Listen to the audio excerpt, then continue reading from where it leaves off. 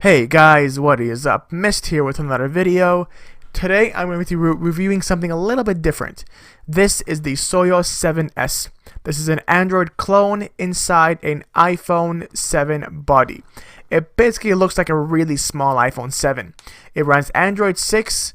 It has a small 2.4-inch screen, 1 gig of RAM, 8 gigs of storage, and this is a fully functional Android phone with SIM card capabilities.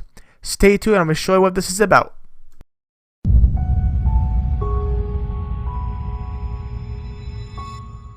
To all my new viewers out there, if you guys are not yet subscribed, just look below the video, click on the red subscribe button, and then click the little notification bell so you guys will get notified for all future videos for everything I post. It's going to be great.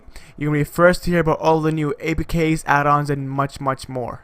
Okay guys, I know this is a little bit different than my standard reviews, but this is an Android phone, and I am going to show you how to install apps like Terrarium TV, LiveNet TV, DROIDADMIN, and all those fancy third-party APKs to watch free TV and movies, and even casting it to your devices like any Chromecast-enabled device. So, this is an Android clone that looks like an iPhone.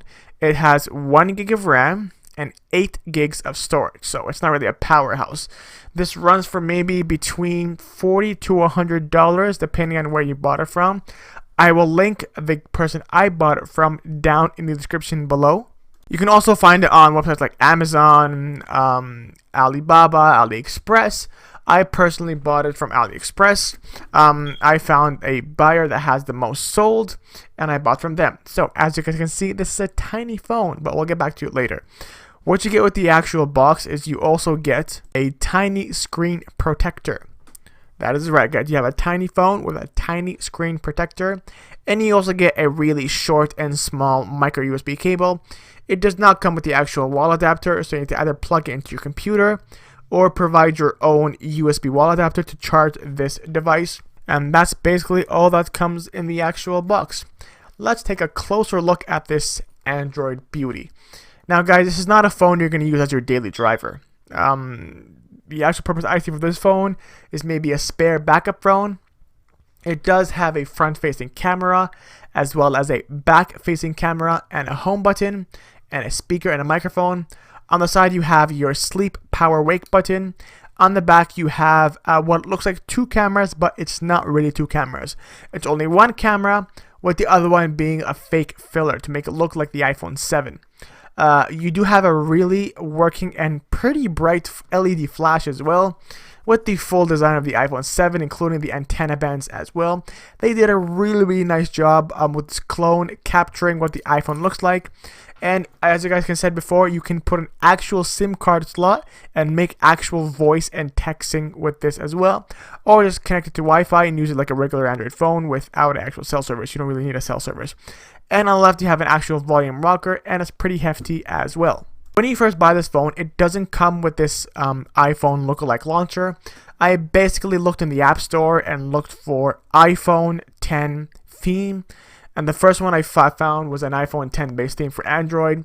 You can actually install this on any Android device. I just like this one because it looks like an iPhone 7. It basically has all the iPhone, App Store is the Play Store.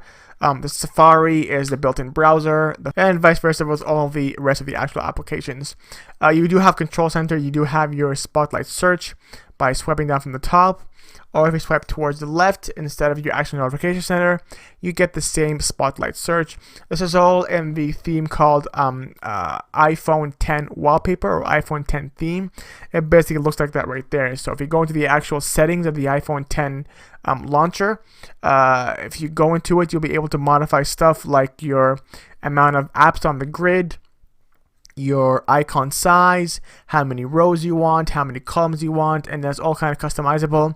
I prefer using this launcher with this Android clone because it makes it look like a real iPhone. If we go into the actual settings here, we will be able to see that this is running Android 6.0, like the real Android 6.0, not like some fake knockoff version. There's the baseband version and kernel version as well. If you want to go ahead and pause the video and take a screenshot of that, it's up to you. But it's basically a fully fledged Android phone inside an iPhone body.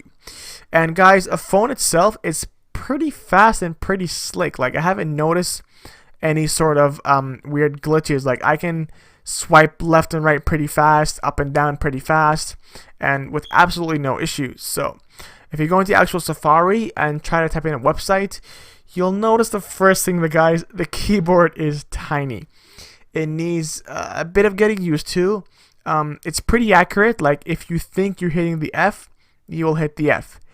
If you think you're hitting the P, you'll hit the P. So your thumb might be really large for this phone, because this is like a phone for midgets, but you'd be surprised how accurate you can type. It does take a few getting used to. I've had this phone for the actual few days. And like I said before, the phone is really fast, no lag, no buffering, no stuttering. Like if this was like one of those cheap $50 Android phones or $100 Android phones, you would see lag and stuttering right away. But I have zero lag, zero stuttering, and zero buffering in regards to performance. So, and guys, this is an Android phone, so what else can you do? You can have all your Android apps like YouTube, Terrarium, CKTV, Swift Streams. First thing we're going to try here, we're going to go ahead into YouTube. I download this from the App Store, or also known as the Play Store. And I'm going to go ahead here and choose a random video.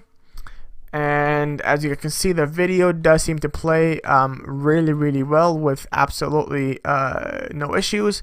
And the audio is, just as good from you expect from a phone this small.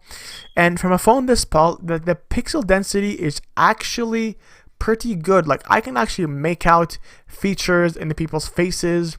In regards to the audio quality, it does actually, it's pretty good for the size. What you can also do if this phone is too small, you can actually cast it to a Chromecast enabled device. I'm going to go ahead here and cast it to my Xiaomi Mi Box, and as you can see, this is my tiny phone casting to the big screen, and it worked beautifully. So if you guys want to have this around as like a device that can cast to other stuff, it's so small that it fits basically anywhere and looks nice, and it's actually, pretty cool. So what else can I show you? The famous DROIDADMIN. I basically went to droidadmin.com, clicked on download, used my code, which is 23119623. I went ahead and clicked on continue, and you have access to all the exact same applications that I normally show you guys. Exodus, FreeFlixHQ, Terrarium, SwiftStream, CKTV, and all those apps work on this phone with no issues. Now, I haven't personally tried every single one of them because there might be compatibility issues, but I installed CKTV, Terrarium, Swift Streams, and Yes Player. Guys, before I show you the actual Terrarium TV, I'm going to go ahead here and launch the camera to show you that the camera does work. It takes photos and videos. Videos are probably not even HD. I think it's like 480p or 560p. Photos are probably, I think, about 5 megapixels or 7 megapixels. The photos look pretty decent for a phone this small, to be honest. The front-facing camera is kind of crap, to be honest. I think it's VGA for the front-facing camera. The photos on this camera look a lot better than the actual videos, but it's no real, Samsung or iPhone. It's completely, not even close to what an actual phone would do. It's basically a phone this small. It does what it does best, which basically takes phone depending on the amount of processor and the amount of RAM it has. So let's go ahead and launch Terrarium TV, which, as you guys know, is an application to watch free movies and TV shows. So let's go ahead here and look for a movie that I like. As you guys know, I like the Maze Runner series a lot. Let's go ahead here and click on play. Choose a link, like for example this one. Click on play again. And we're going to go ahead and wait for it to load. And it loads pretty fast. And guys, I wouldn't mind sitting down and watching a video like this. The only thing I wouldn't is probably too small, but if you actually sit down and look at it and you're focused with it, like you're in bed or something, you usually want a tiny screen just to look at, I wouldn't mind watching, half an hour or an hour on the screen. You might get tired and you switch to another phone. It's, oh my god, it's huge. But, it's pretty cool. And don't forget, guys, if the screen is too small, you can easily cast it to a Chromecast-enabled device. Like in my case here, I'll go ahead and cast it to my Xiaomi Mi Box. And here's my tiny iPhone 7 Plus casting to my Xiaomi Mi Box. And it works pretty well. It's like a regular Android phone. Let's go ahead and try some live TV. So let's go ahead and launch Swift Streams. Let's go ahead and look for a TV channel. Let's try USA. And I don't know, maybe HGTV. And HDTV again, guys, works just as well. Now, not all apps are Chromecast enabled, only the ones that have the little icon. In this case, SwitchStream does not, but other apps are. And that is basically it, guys. This is the review of the Soyes 7S, an Android clone that looks like an iPhone. If you guys have any questions, comments, or concerns, let me know down in the comment section below. Don't forget to follow me on Twitter, and I'll see you guys in the next one. Bye-bye.